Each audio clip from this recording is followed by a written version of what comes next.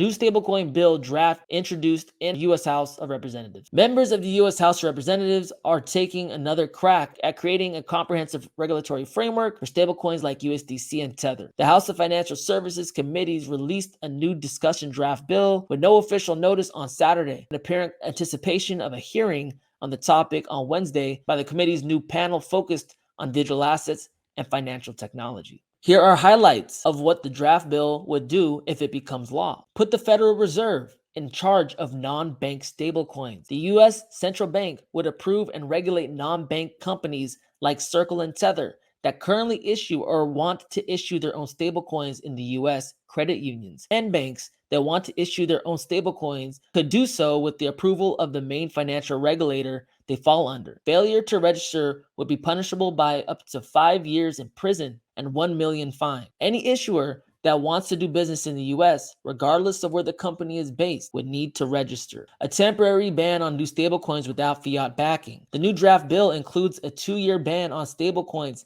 that aren't backed by hard assets, and it directs the Treasury Department to lead a study on the topic of endogenously backed stablecoins. Tokens already in existence before the bill passed into law would be grandfathered in. Allow the government to set interoperability standards. Banking regulators and National Institute of Standards and Technology would have the ability to set standards for interoperability between stablecoins to allow for ease of use, including mandatory technical and legal specifications to allow users to clear and settle across different payment systems without buying native stablecoins for each. Direct the Fed to study a digital dollar. Congress and the President would direct the Federal Reserve to study the effect of a digital dollar issued by the central bank. The Fed has already begun studying whether to issue a digital dollar, but the bill would mandate certain areas of focus, like the potential impact of a monetary policy, financial stability, and privacy for individuals. That's a really important one. That's a very exciting one because it's really significant. The number one most significant part, I believe, is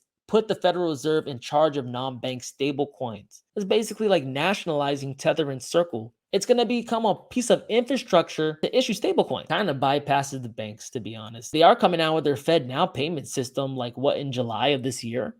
It would make a lot of sense. They're backed by dollars. No one can back stablecoins more than the Federal Reserve because they print dollars. Super, super significant. This is a trend you must watch.